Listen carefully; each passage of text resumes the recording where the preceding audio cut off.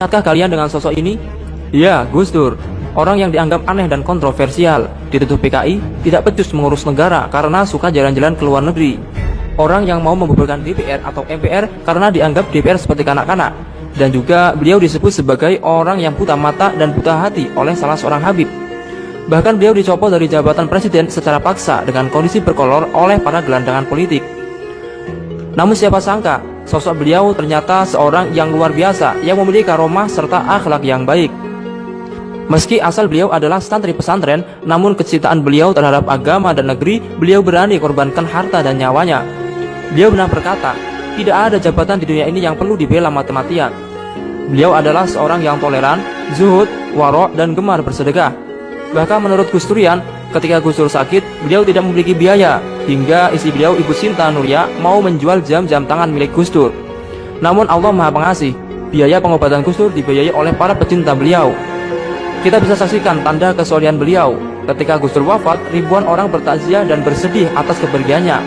Bahkan sekarang makamnya tidak pernah sepi dari peziarah hingga jutaan orang setiap tahunnya. Tidak hanya dari umat Islam saja, namun juga dari kalangan non-muslim. Berikut adalah karomah dan akhlak luar biasa Gus Dur. Pertama, Gus Dur berubah menjadi dua badan, raga sukma. Kisah nyata ini dialami Banser Jakarta Utara. Ketika Gus Dur sakit, Komandan Banser menjaga beliau berbaring di kamar rawat rumah sakit. Saat Komandan mau keluar ruang sebentar, Komandan itu berpesan kepada temannya yang juga Banser untuk menjaga Gus Dur sebentar. Lalu Banser tadi masuk ke kamar rawat. Tak selang lama, Gus Dur terbangun dan mengajak Banser tadi untuk menemaninya keluar mencari udara segar dan berziarah ke makam Habib Hussein Al-Haddad. Setelah pulang ziarah, Banser tadi dimarahi komandan karena pergi keluyuran meninggalkan Gus Dur. Lalu sang Banser menyangkal tuduhan komandan tersebut bahwa dia baru saja menghantar Gus Dur berziarah. Komandan pun tak percaya karena dari tadi dia menunggu Gus Dur yang sedang tidur di kamar rawat. Akhirnya mereka saling berdebat dan bersih tegang tentang penglihatan dan pengalamannya masing-masing. Keikhlasan Gus Dur menjauhi riya atau pamer. Kiai Haji Marzuki Mustamar, Ketua PWNU Jawa Timur pun pernah mendapatkan sarung merek BHS yang diberikan Gus Dur melalui seorang Habib di Sidoarjo.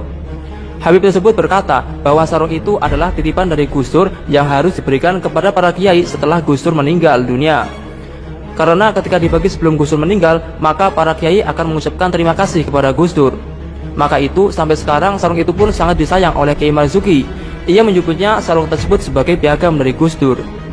Kisah lain, pernah Gus Dur membawa 3 koper ke rumah Agus di Kelurahan Jatikerto, Malang, dan berpesan agar tidak membuka koper tersebut sebelum Gus Dur meninggal dunia. Sesuai amanat, setelah Gus Dur meninggal dunia, dibukalah koper tersebut, dan ternyata di dalamnya berisi uang sebanyak 3 miliar rupiah dan sudah dimasukkan ke dalam amplop, di mana Aguslah yang ditugaskan untuk membagikan kepada para anak yatim piatu dan para janda di Kabupaten Malang. Dan anehnya, di dalam amplop tersebut sudah tertulis nama dan alamat yatim piatu dan para janda yang akan menerimanya. Padahal kala itu Gus Dur berada di Jakarta, sedangkan para penerima berada di Kabupaten Malang.